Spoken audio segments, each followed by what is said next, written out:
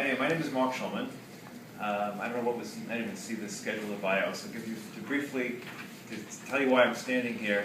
I've been doing this for a long time.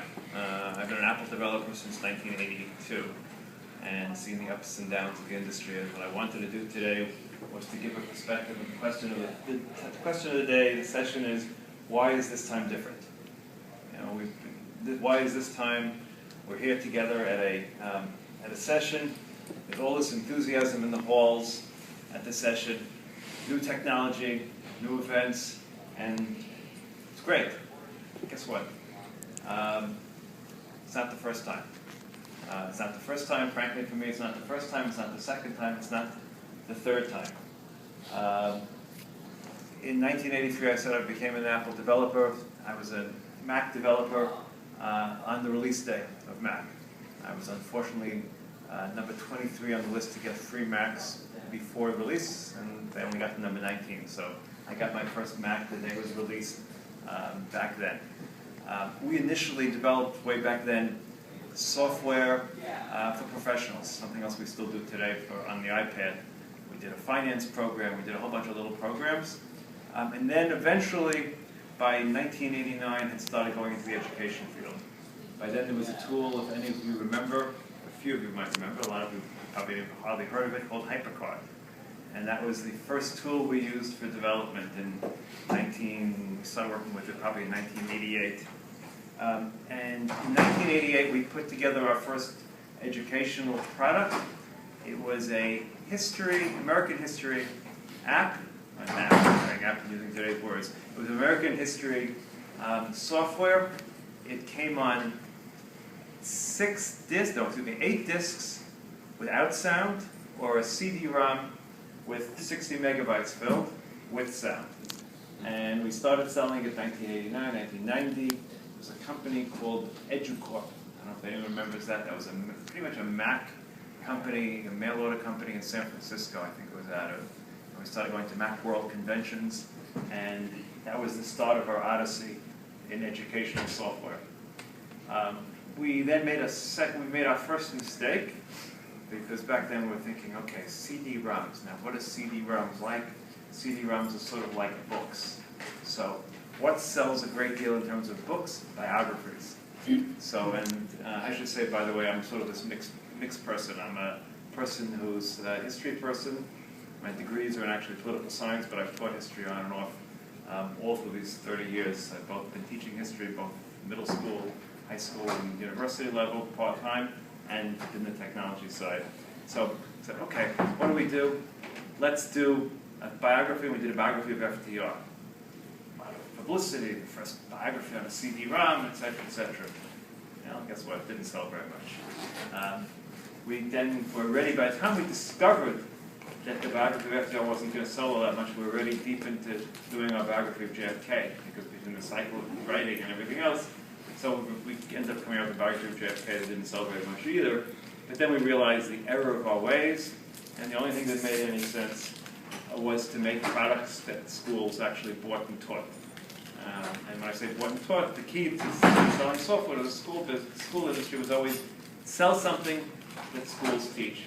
So our next product was a world history product, and then we had various aspects of American history. We had one on Civil War, one on Revolutionary War, and various aspects. By the time the CD-ROM revolution was over, we had 22 different titles in history, things on states, things on nation by nation, civics, all sorts of products. But it was also a time of incredible creativity in the educational software industry.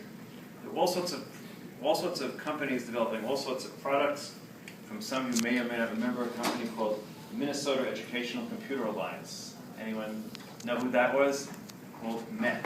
They had a product that was incredibly successful, and it still exists today. It's on the App Store, but not from them. Now, I'll tell you a minute the story, but can anyone guess what that story is? You're shaking your hand. What was it? Do you remember what MET's product was? No, I don't. Oregon Trail. Oh, please. Of course. Oregon Trail, the single most successful, certainly in history, the most successful software product. I mean, there wasn't a school that didn't have Oregon Trail. Every single school in the country had Oregon Trail. It was popular at homes.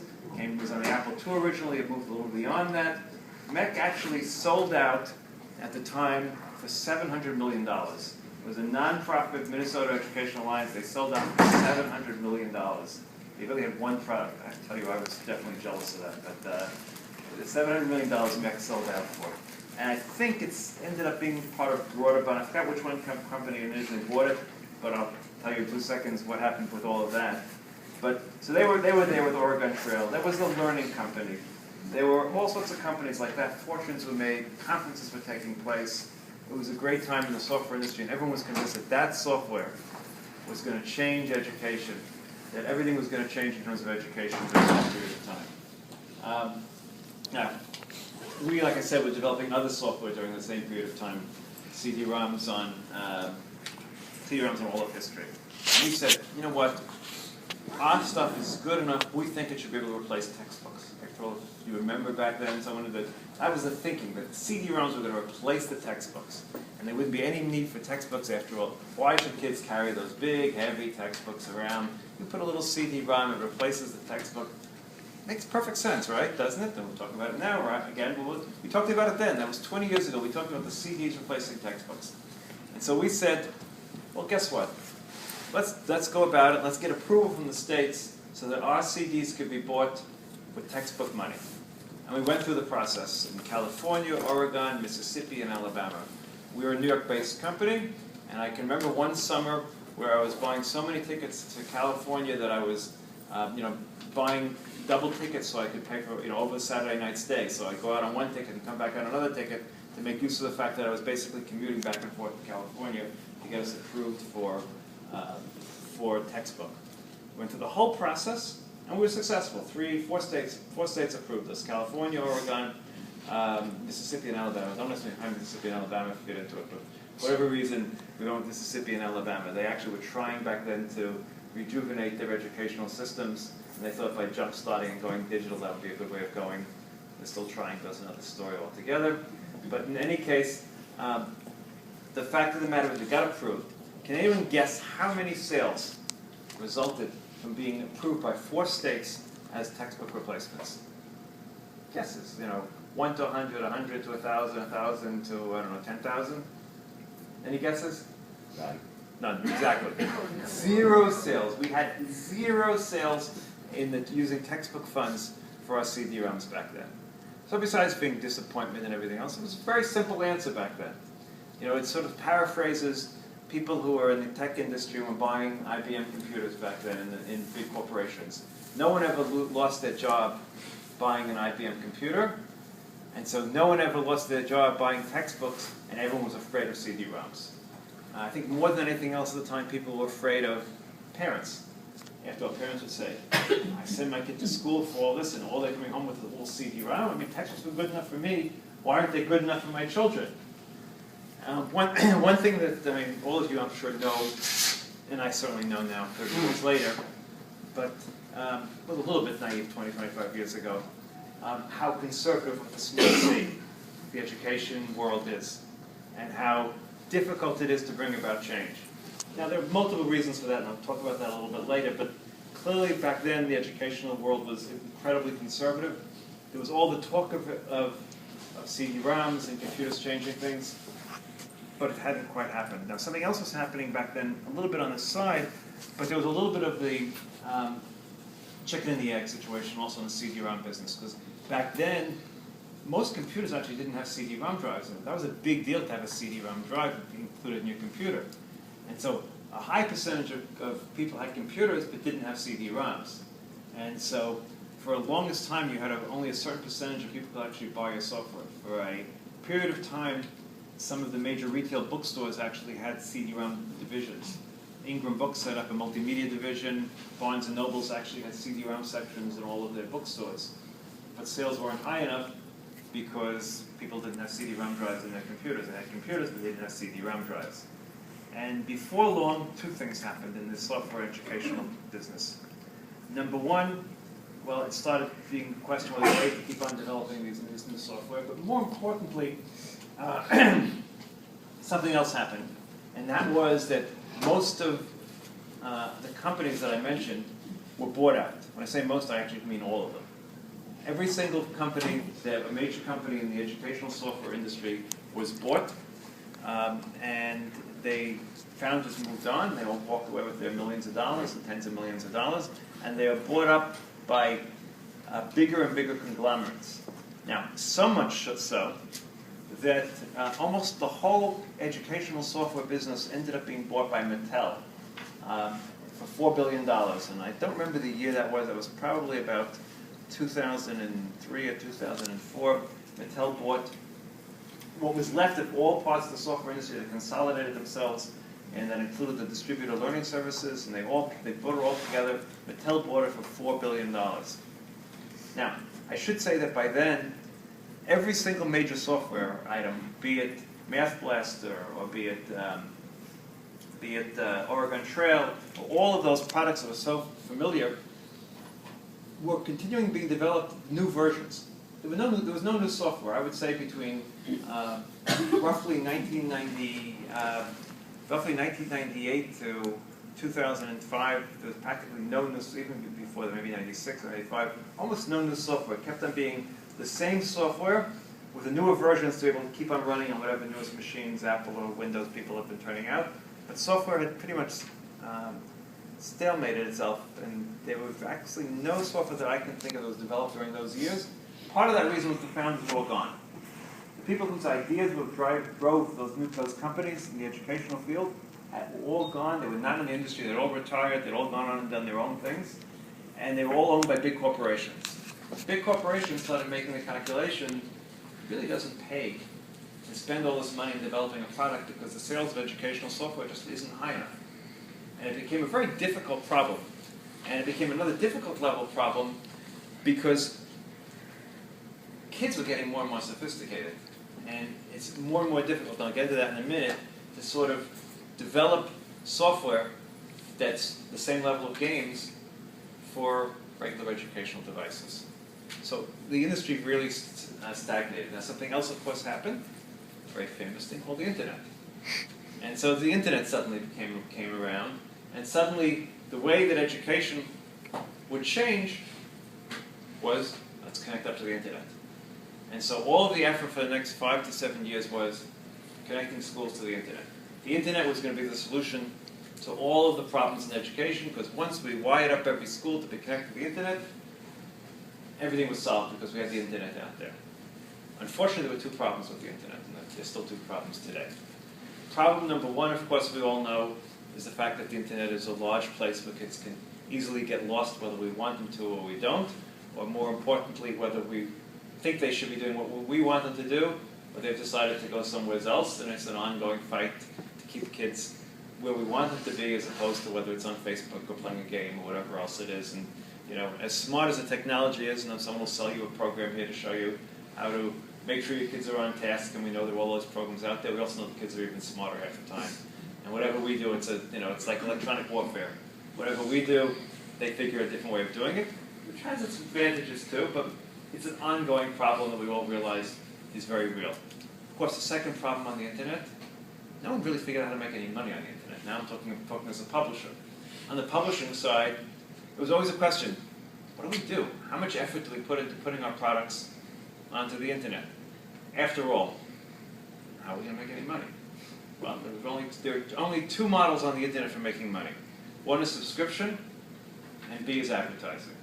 Subscription, it's really tough to find schools that are willing to pay money to go into a subscription-based service. Number two is advertising. Guess what people hate in an educational environment? Ads in the middle of their internet. Well, it's really great, but what do we do? You know, I'll never forget the calls they have. Well, why do you have ads on your site?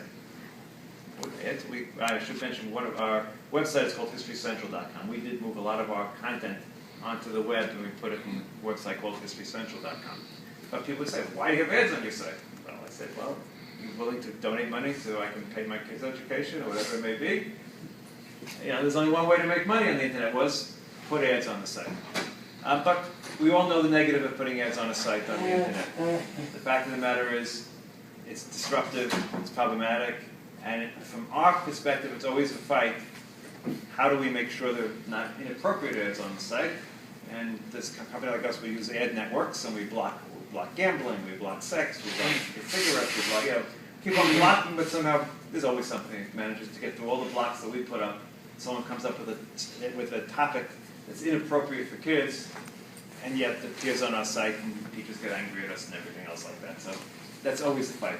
So there was the internet, and that existed, but of course it took any remaining steam that existed out of paid apps and developing paid apps, all disappeared. Now there's one other problem with the internet. The level of interactivity, the level of graphics, the level of all those things, certainly in the first 10 years, were basically worse than what we were able to do on a CD-ROM. In the CD-ROM, we were able to give a much richer environment, more videos, better pictures, everything else than we can do on the internet. It's changing now as people have higher speed connections and newer tools exist. But for 10 years, there was no choice.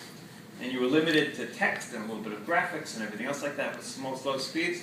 So here we were, believing that we need to give the greatest possible experience, and yet we're limited because of the nature of the technology. So that limited things. Now, I should say something else altogether on the other side of things. And before we get into why this time is different, there's something else that's always been at work. And that's the fact that regardless of whether technology is the solution, how so to speak, for education, it's going to revolutionize education, I actually believe it will or it should, there's no choice. That's one of the problems that people have to realize. We're dealing with generations of kids that are growing up in a very different way. I remember giving a speech in writing almost 20 years ago. I talked about the change that was taking place and how we had moved. First we had the Sesame Street generation, right? I mean, first, my generation of kids, we had, I could watch television at night for an hour at night. My parents would allow me to watch. If I got up at 7 o'clock in the morning, I would watch, even in New York City, farm shows until the regular shows are 6:30. Between 6:30 and 7, the only thing I could watch at 6:30 on the New York area, television networks with shows on farms. We had Channel 2, Channel 4, and Channel 7, and that was it. So television, I enjoyed television, but it wasn't exactly a central part of my life. But a generation later, that was not taking place anymore. So I called the first generation the Sesame Street generation. That generation that was used to the speed and learning of Sesame Street. Guess what? Even Sesame Street certainly beats a frontal classroom with a textbook. And so the fact of the matter is, things have changed. The classroom had to change in that sort of way, so the technology was needed to try to bring that interactivity, that ability to the classroom. But guess what? That was 30 years ago, I think, Sesame Street, 35 years ago, 40 years ago. Then came the next generation. I call that the Nintendo generation. The Nintendo generation was already 20 years ago. We had kids who were growing up with the Nintendo, with the original Atari, with all those games. And guess what? That was even worse in terms of as an educator standpoint, and keeping kids' attention. They were used to the fast speed, everything else that was involved in that. So we can't stand still. We couldn't stand still. So we were trying all these different things. But then, now we're in some ways else altogether. We're things like Minecraft, which my son sometimes plays, or these massively multi-user games, or things like, Call of Duty and all these other games that are massively real and interactive and real 3D and everything else, and we're working about all of that. So all of those things make things very, very difficult and make it a necessity that we keep on pushing technology forward. So look, things have changed now, right? We're here now. We're here because of this device more than anything else. So I'm actually close my. Okay. We're here because of this device. This is the new revolution. That's what we're all saying. That's what we're all here. We all believe that this is a new revolution. But here's the question. Why is this time different? Is this time different? That's the major question that I've been asking myself probably the last 4 or 5 years as we have delved further and further into this business. We started developing iOS apps probably the month after it was announced that the iPhone was going to be open to development. I said to myself, okay, this is our third attempt at the bat.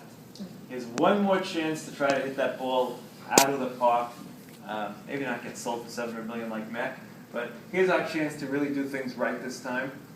I thought at the time, and still do, and that was just with the iPhone, it was opening up a whole new path both for education, and our original iPhone applications were actually some apps for business. But as soon as the iPad was released, we released our first app. We succeeded in getting our first app out, which was a program called American Dreams. It was basically 500 documents with live speeches and American history. It was available the day the iPad was released. Apple was good enough to give us 2 months' notice. It was a new product, so they were able to announce it before they actually delivered it, and we actually were able to release something on the release date. I have to say it was kind of white knuckles because it was available before we'd actually touched the iPad, and so we got the iPad delivered the day of release, and then we picked it up and make sure our product actually worked. But you take certain risks, I guess. But in any case, the bottom line is, why is this different? Now, I think it's different for a number of reasons. Now, I'm really hoping that some of you are going to add to this discussion, because that's really the question. I think the first reason are parents. I said to you before, why no school district was willing to adopt the textbook back then. Well, guess what? The parents 20 years ago were not the parents of today. The parents 20 years ago themselves were afraid of technology. They weren't comfortable with technology. They hadn't grown up in technology. Those same parents now, in an older age, have now gotten more used to technology. But 20 years ago, they were not comfortable with technology. And I think we've reached a point where the parents of our children in schools are accepting of technology, or actually looking the other way and saying, why is my workplace so much more technologically advanced than the school place? Why is my life place, my Facebook account, what I do on a day-to-day basis, so much more tech-connected than the schools that my kids are going to? So I'm not trying to say any schools aren't, but the fact of the matter is parents today are very, very different. At least I'm hoping so. That's part of my bet, and I think it's part of your bet, that we're not going to get the same sort of pushback that we got 20 years ago from parents vis-a-vis the whole question of computers replacing textbooks, iPads obviously replacing textbooks. I think that we're in a very different place today. I think we're in a very different place when it comes to teachers. Again, not all of them, and some teachers I think are still afraid of technology, but by and large, I think we're in a different place. I think we're in a place where teachers, generally speaking, how many teachers in your schools, let me ask you this question. How many teachers in your schools, at least, I'll rephrase it, I'm sorry. What percentage of teachers in your schools you think have smartphones, either Androids or iPhones? Is it above, how many people think it's above 50% in their schools? Okay. So therefore, that begins to answer the question. Everybody's walking around with a computer in their pocket. So, and I'm sure I don't even have to answer the question that 95% of the teachers in all of your schools have computers in their homes and work with computers generally. If I would have asked the same sort of question 20 years ago, I said 20% have computers, 30% have computers, and of course no one has smartphones. So, they're used to the technology. And my guess is at least 50% of them, of those that have them, have iPhones. And how many of the kids come from families that have iOS devices in their house? 90%. Certainly if you're in let's put it this way, if you're in a reasonably wealthy district, God bless you, if you're a reasonably wealthy district, if 90% of the kids in your school don't have, above, let's say, 4th grade or 5th grade, don't have some sort of iOS device, either an iPod Touch, an iPhone, or an iPad, I'd be surprised. We're at that stage in terms of usage, that all of them have the devices, and that makes a huge difference. That makes a huge, huge difference. And I think that's one of the things that's going to make things really different. I also think, and this is related to the other one, there's a comfort level, because of this usage, that the idea of this item as a learning tool is no longer foreign. I think 20 years ago, even 10 years ago, the computer was still seen as a work tool. And I think that makes a very big difference. The computer was a place, even if I used a computer where I did my Excel spreadsheet, where I entered data, from my database, where I did my airline reservation, it was a tool of work. This device, and an iPod Touch, and the phone to a lesser degree, is an accepted device for consuming information, for teaching me things, whether directly or indirectly. It's my own personal method of communicating with the world, but also learning from the world. And I think that has changed things dramatically. Lastly, in terms of why this is different, I do think the form factor makes a difference. I think the fact that I can walk around with this, study from it, and obviously you can do it on an iPad Touch, but study from it, read it, hold it in my hand the same way I hold a book, and in some cases move things forward and everything else like that, makes a real difference.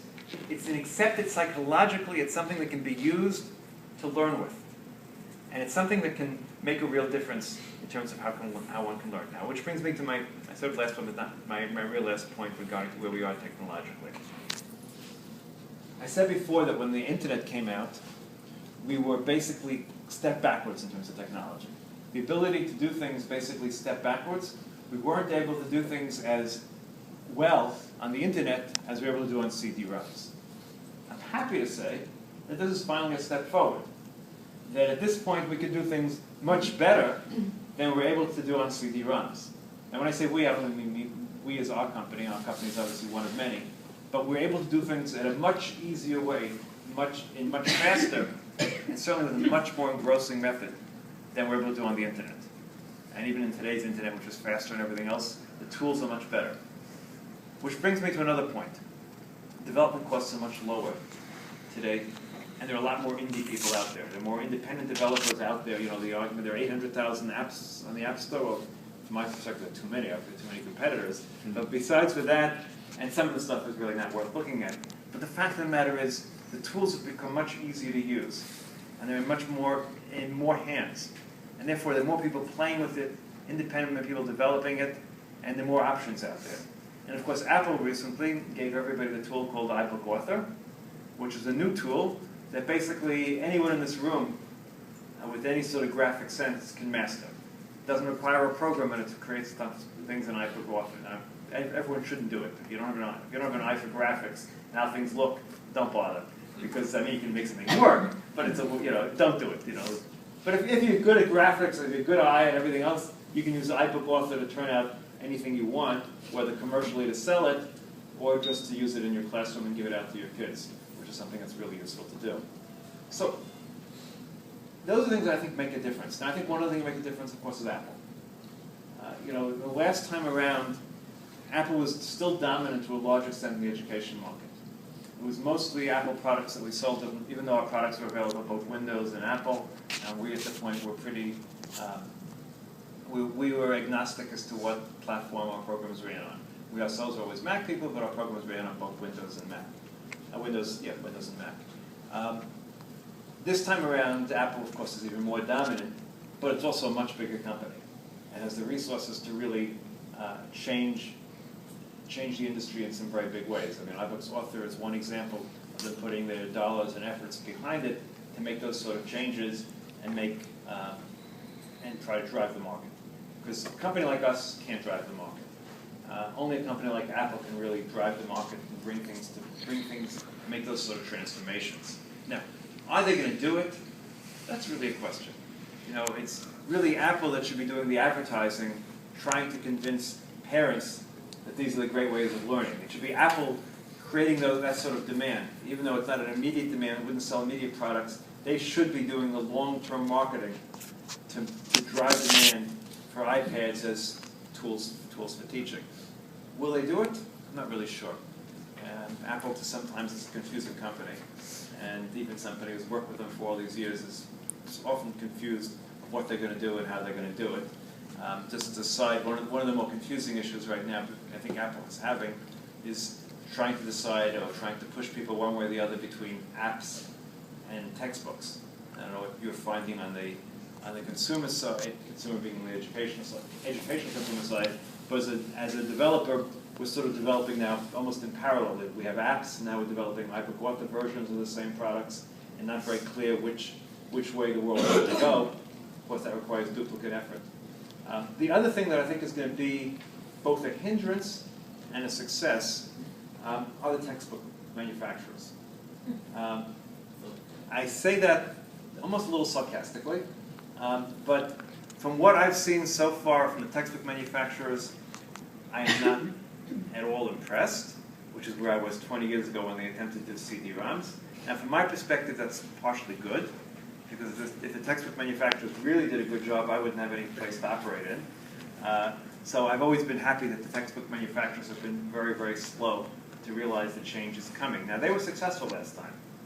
When I say that, I meant they didn't have to change their business model in any serious way, and they didn't have to redo their textbooks in any serious way. My sense this time is the same thing is happening. They're adding a little interactivity, putting the textbook onto iBook Author, throwing a few little screens that have some nice little cute things, throwing in a video or two, and saying, okay, now we're multimedia. That's not the answer.